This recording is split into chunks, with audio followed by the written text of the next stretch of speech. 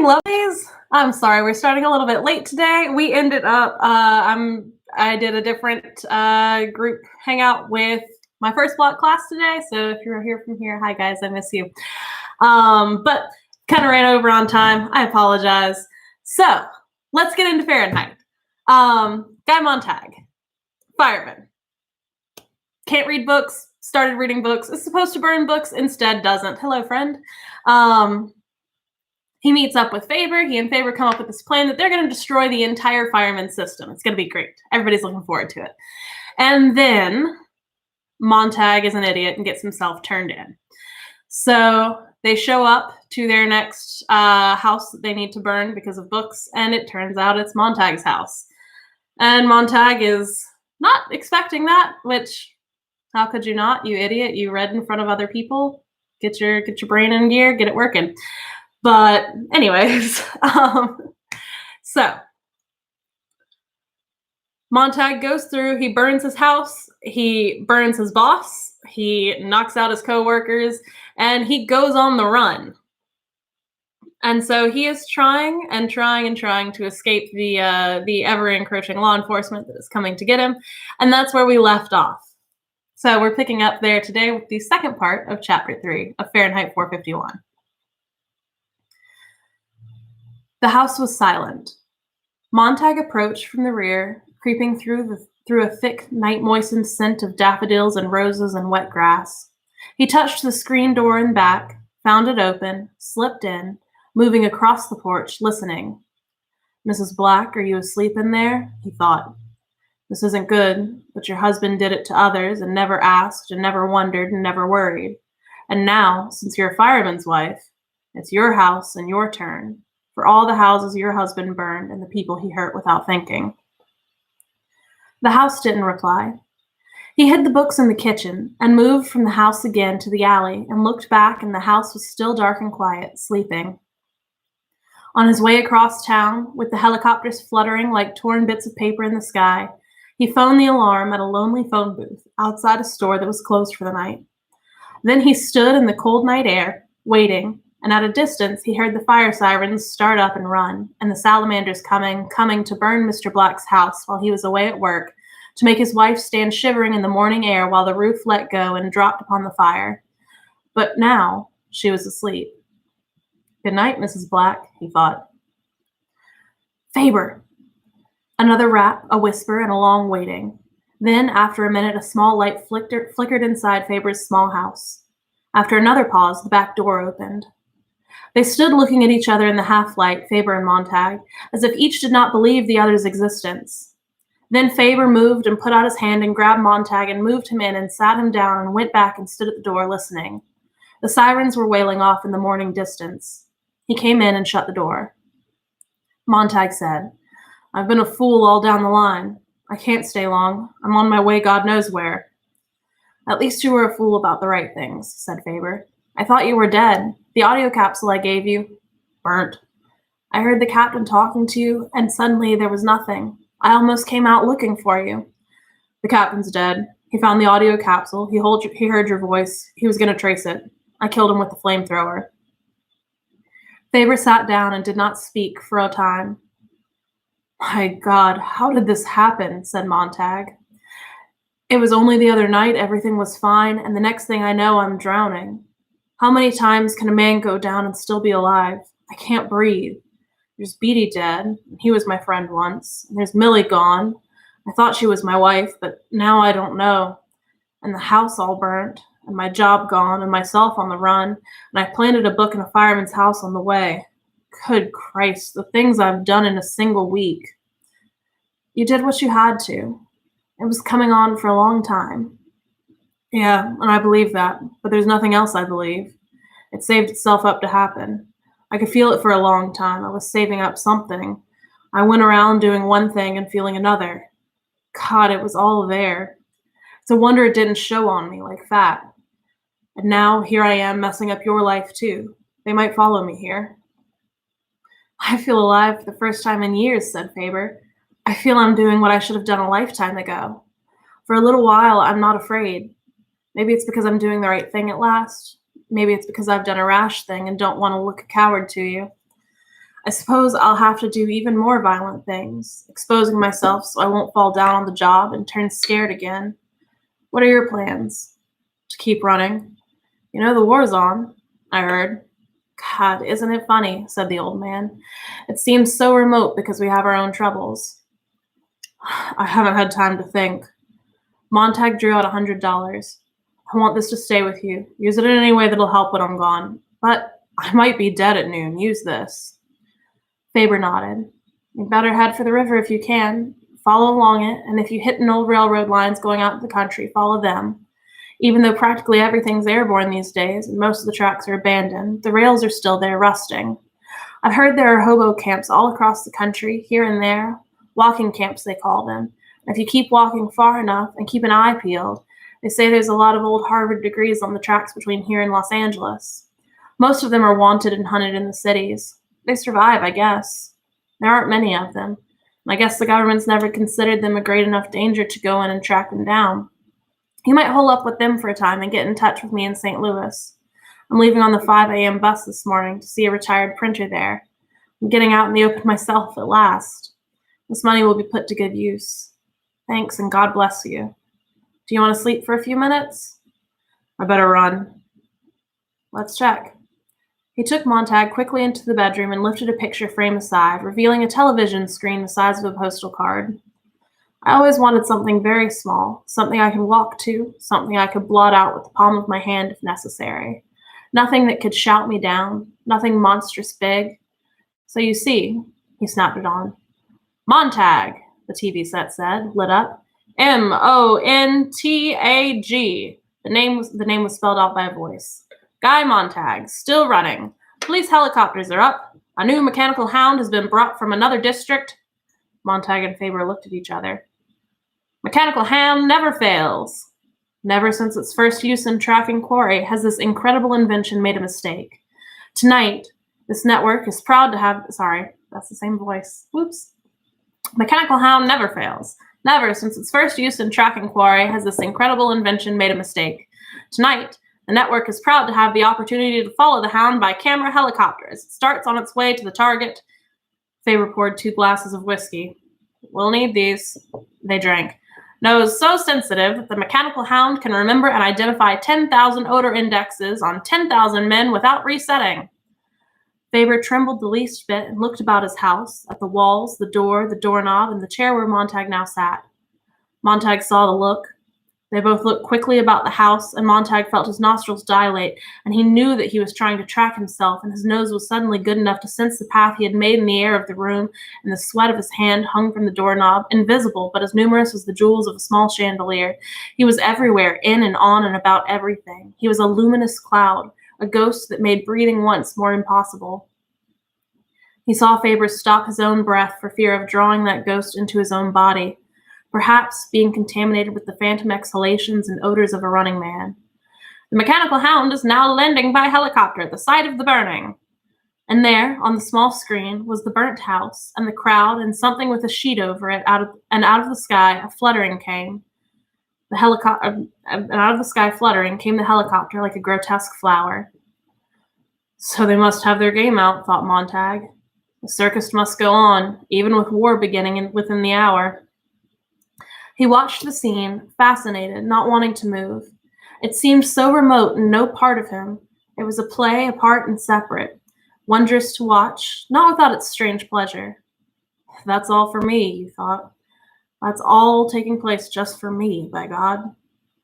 If he wished, he could linger here, in comfort, and follow the entire hunt on its swift phases, down alleys, across streets, over empty running avenues, crossing lots and playgrounds, with pauses here or there for necessary commercials, up other alleys to the burning of house of Mr. and Mrs. Black, and so on, to finally reach this house with Faber and himself seated, drinking while the electric hounds snuffed down the last trail, silent as a drift of death itself, skidding to a halt outside the window there.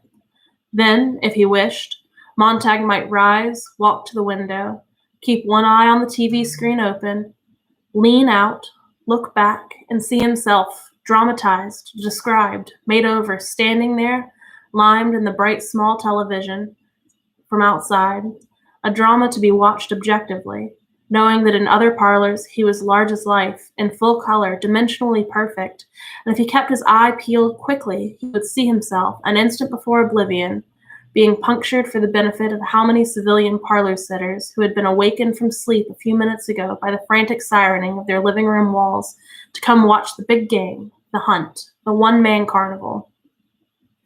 Would he have time for a speech? As the hound seized him, in view of 10 or 20 or 30 million people, mightn't he sum up his entire life in the last week in one single phrase or word that would stay with him long after the hound had turned, clenching him in its metal plier jaws, and trotted off into darkness, while the camera remained stationary, watching the creature dwindle in the distance, a splendid fade-out? What could he say in a single word, a few words, that would sear all their faces and wake them up? "There," whispered Faber. Out of a helicopter gilded something that was not a machine, not animal, not dead, not alive, glowing with a pale green luminosity. It stood near the smoking ruins of Montag's house, and the men brought his discarded flamethrower and put it down under the muzzle of the hound. There was a whirring, clicking, humming. Montag shook his head and got up and drank the rest of his drink. "It's time. I'm sorry about this." "About what? Me? My house? I deserve everything. Run, for God's sake. Perhaps I can delay them here." "Wait. There's no use in you being discovered. When I leave, burn the spread of this bed that I touched, burn the chair in the living room and your wall incinerator. Wipe down the furniture with alcohol, wipe down the doorknobs, burn the throne rug in the parlor, turn the air conditioning on full in all the rooms and spray with moth spray if you have it. Then turn on your lawn sprinklers as high as they'll go and hose off the sidewalks. With any luck, we can kill the trail in here anyways." Faber shook his hand. "I'll tend to it. Good luck. If we're both in good health, next week, the week after, get in touch. General delivery, St. Louis. I'm sorry there's no way I can go with you this time, by earphone. That was good for both of us, but my equipment was limited. You see, I never thought I would use it. What a silly old man. No thought here. Stupid, stupid. So I haven't another green bullet, the right kind to put in your head. Go, now. One last thing. Quick, a suitcase. Get it, fill it with your dirtiest clothes, an old suit, the dirtier the better, a shirt, some old sneakers, socks." Faber was gone and back in a minute. They sealed the cardboard valet with clear tape to keep the ancient odor of Mr. Faber in, of course, said Faber, sweating at the job. Montag doused the exterior of the valets with whiskey. "I don't want that hound picking up two odors at once. May I take this whiskey? I'll need it later. Christ, I hope this works." They shook hands again and going out the door and glanced at the TV. The hound was on its way, followed by hovering helicopter cameras, silently sniffing in the great night wind. It was running down the first alley. "Goodbye." And Montag was out of the back door lightly, running with the half-empty valet. Behind him, he heard the lawn sprinkling system jump up, filling the dark air with rain that fell gently, and then with a steady pour all about, washing the sidewalks and draining into the alley. He carried a few drops of this rain with him on his face. He thought he heard the old man call goodbye, but he wasn't certain. He ran very fast, away from the house, down towards the river.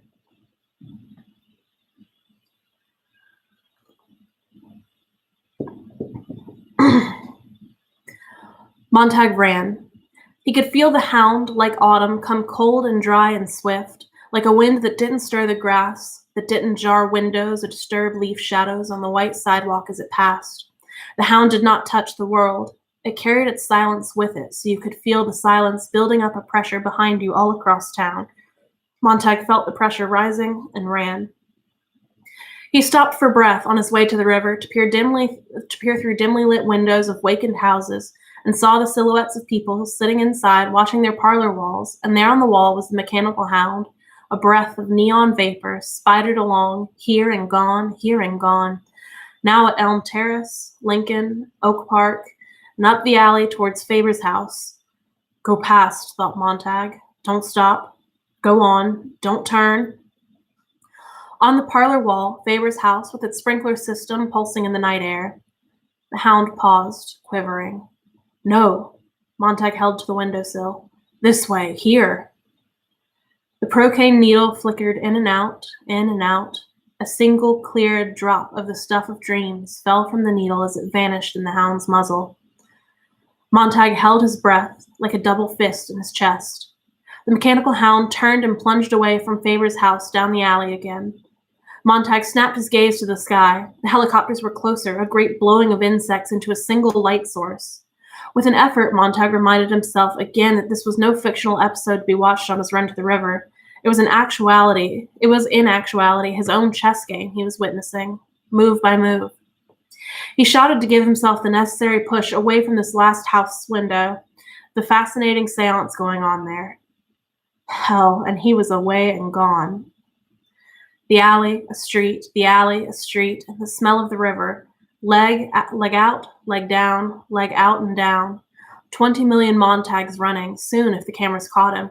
20 million Montags running like an ancient, flickery Keystone comedy. Cops, robbers, chasers and the chased, hunters and hunted. He had seen it all 1,000 times.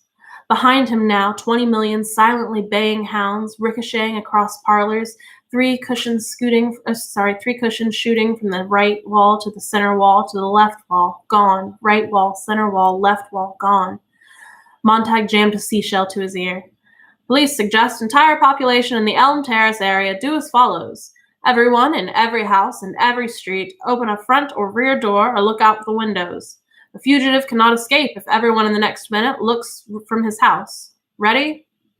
Of course. Why hadn't they done it before? Why in all the years hadn't this game been tried? Everybody up, everybody out. He couldn't be missed. The only man running alone in the city night. The only man proving his legs. At the count of 10 now. 1, he felt the city rise. 3, he felt the city turn to its thousands of doors. 4, the people sleepwalking in their hallways. 5, he felt their hands on the doorknobs. The smell of the river was cool and like solid rain. His throat was burnt rust and his eyes were wept dry with running. He yelled as if this yell would jet him on, fling him the last 100 yards. 6, 7, 8. The doorknobs turned on 5,000 doors. 9. He ran out and away from the last row of houses on a slope leading down to a solid, moving blackness. 10. The doors opened. He imagined thousands on thousands of faces peering into yards, into alleys, into the sky, faces hid by curtains, pale, night-frightened faces, like gray animals peering from electric caves, faces with gray, colorless eyes, gray tongues, and gray thoughts, looking out through the numb flesh of the face. But he was at the river. He touched it, just to be sure it was real. He waded in and stripped in darkness to the skin, splashed his body, arms, legs, and head with raw liquor, drank it and snuffed some up his nose. Then he dressed in Faber's old clothes and shoes. He tossed his own clothing into the river and watched it slip away. Then, holding the suitcase, he walked out in the river until there was no bottom and he was swept away in the dark. All right, I think we're going to stop there for now, and we will get back to this next Tuesday. I hope to see you guys then. Please be safe, make good choices, don't get serial killed, wash your hands, and I'll talk to you then. Bye.